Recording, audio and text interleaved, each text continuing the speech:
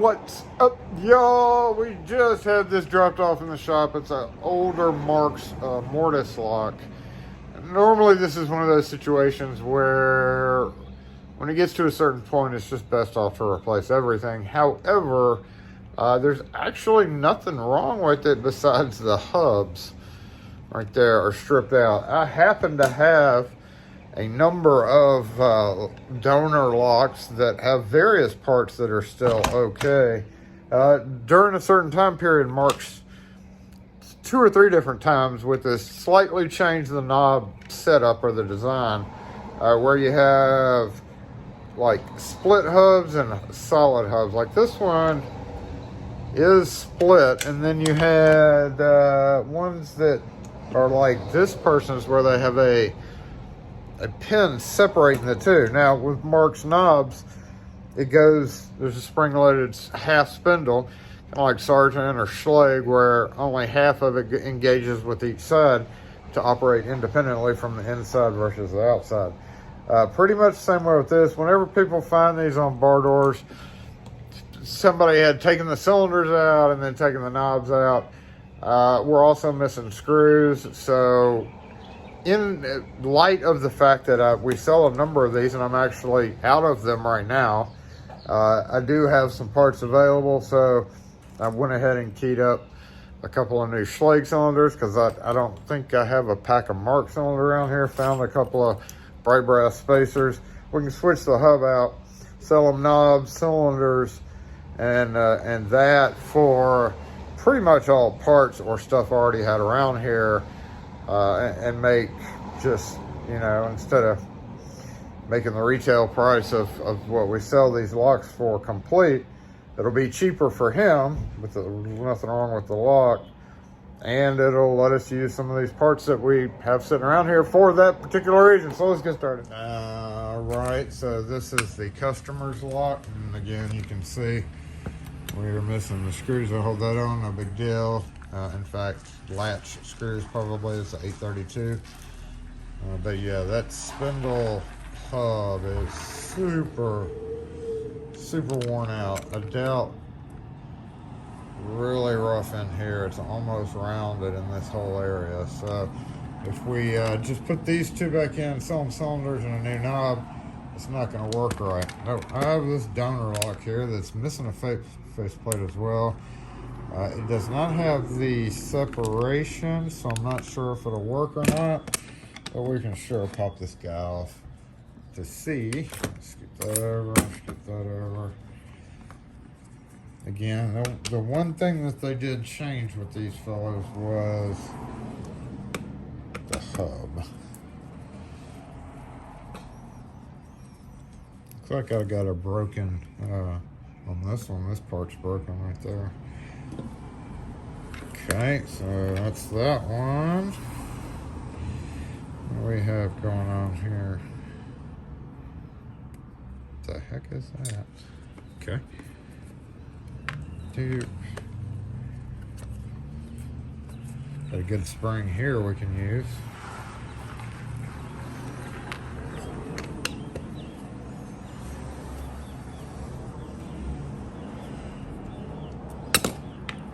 Let's see if the hub will switch out though. Yes, they will. All right, so everything looks good over here. We're gonna get rid of these guys. Maybe able to use that separator disc.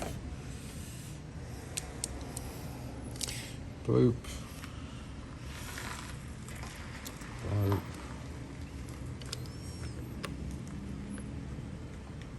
Bloop.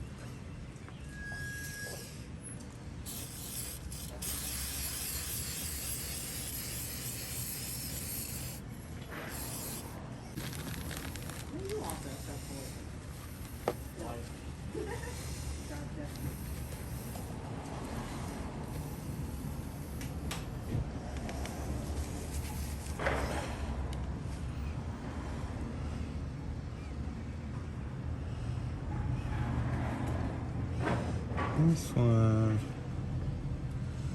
is much thinner. Feels like it's gonna give.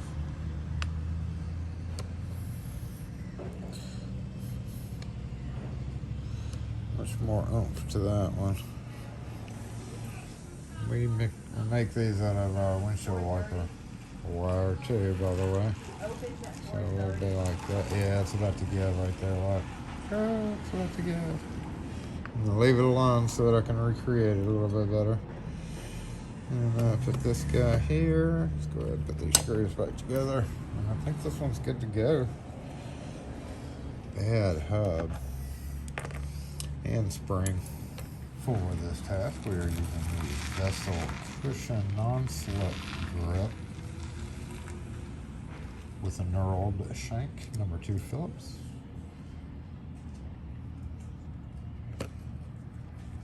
Yeah. Fits nicely. Okay, even though it is under spring pressure and we don't have the screws in here yet, we should easily be able to get it to just snap right back on. Now we could steal this cover, but I think we're okay. Alright, as always, kind of like the spokes on when you're changing a flat tire. Snug. Snug. Yep. Snug. Snug. Almost not tight at all, so let's get that snug. Apply Loctite if you're worried about it. These are biting into the threads. Don't really need Loctite here, I don't think.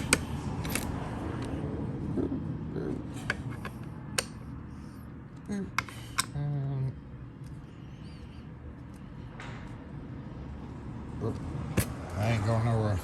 Somewhere over here, I've got some that's oval head. We don't want oval head. We want, how you gonna be?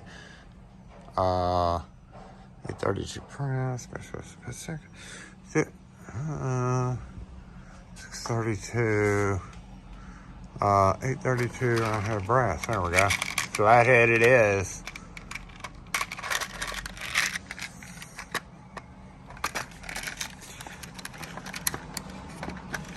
We'll use these cheesy Phillips heads. How about that? Yep. We're going to assume it is handed correctly because it came off of the door. I mean, obviously it was correct at some point in time. It was just missing handles, and people always take those screws out. Always take the furthest out screws. Never take the middle screws out. Unless you just know what you're doing and have to. Boop. Boop. We can steal a couple of screws. Maybe we'll take these guys. I have some in the bin over there, but we can just steal these, right? That's what these locks are here for. There's a few more over here, so we'll put these guys in, and I think we're good. Will it work though?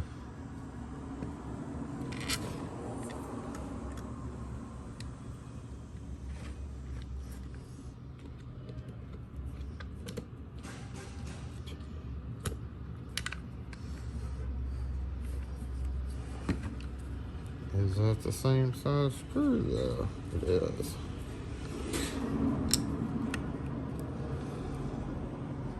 Make sure it's coming through.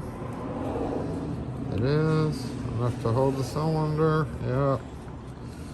Back it out for installation. And check the other side. Coming through. See its little pokey self right there.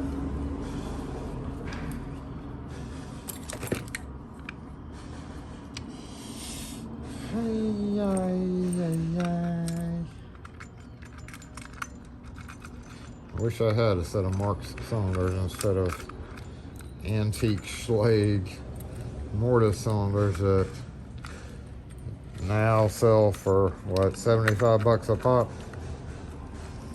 But they've been sitting in a box for a long time, so might as well put them to use. Sell them here. I sell them 50 bucks for the set, 60 bucks for the handle. That'll save them about 60 bucks. Let's make sure it'll thread though. May need to chase those threads, right? Or possibly switch out that faceplate. Let's see what it does over here.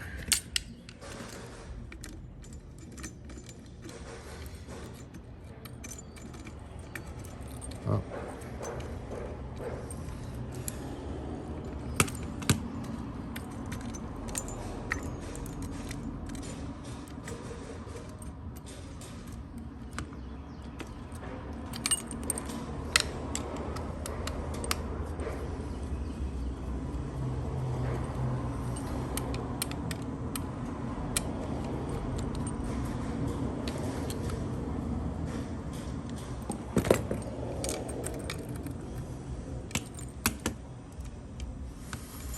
Yeah, I guess we're gonna have to chase some threads.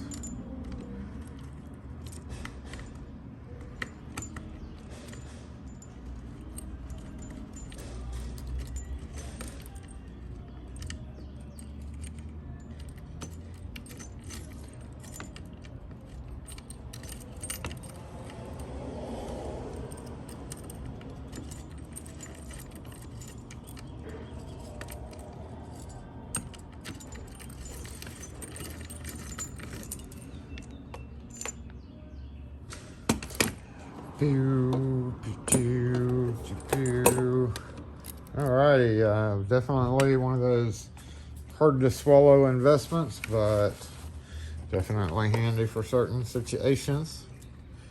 In this case, we're going to clean up these threads and or possibly the cylinder. So basically just a big tap and die.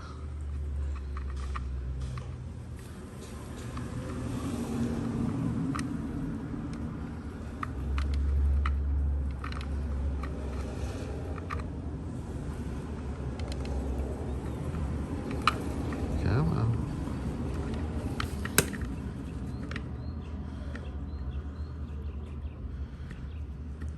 Well, it's definitely the faceplate threading is off because it's not wanting to start even for this die. Tap. There it goes. That is the other one. Urgh.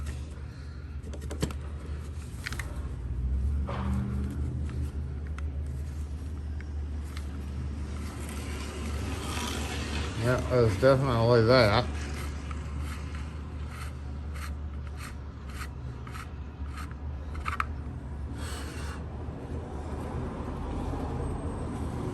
Probably somebody wrenched the cylinder open, I'm guessing, and it kind of, I guess, boogered up the threads on both sides.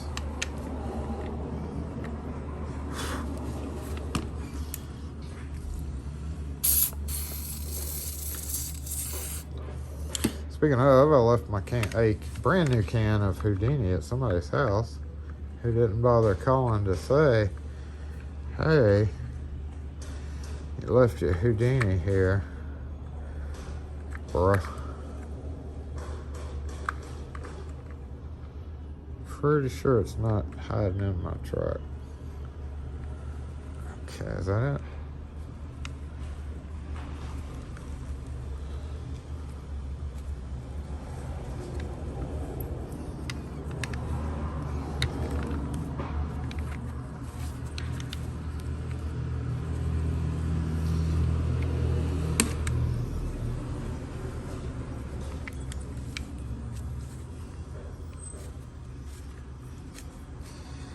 If it wasn't, it is now, all right?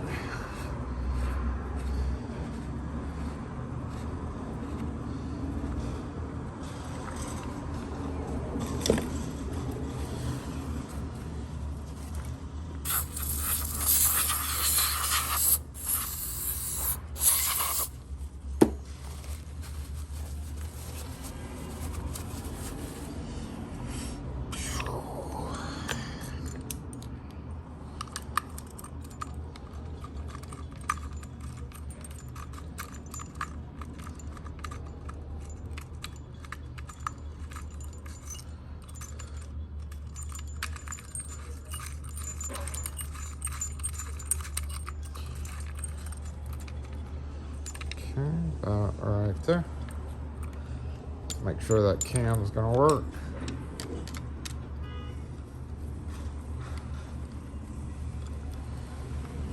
Doop, doop, doop.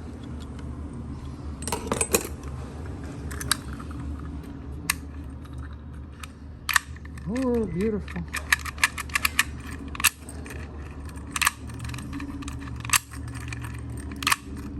Okay, I know it's double cylinder. Very few, I don't know, barcode. They always warn the customer, but can't really do anything, especially in this instance here where we're just retail fixing it. So handle would be on the outside.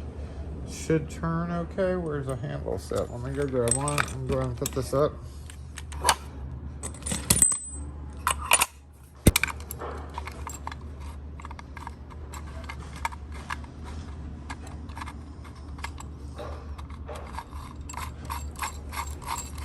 I'm going to include an extra spacer. The cylinders that come with the marks are 1 inch, and these are 1 1/8", so I included an extra little spacer plus the compressible ring.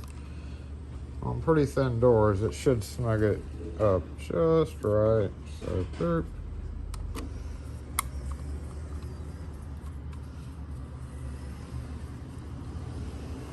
Boop. I'm thinking about 100 bucks. Honey.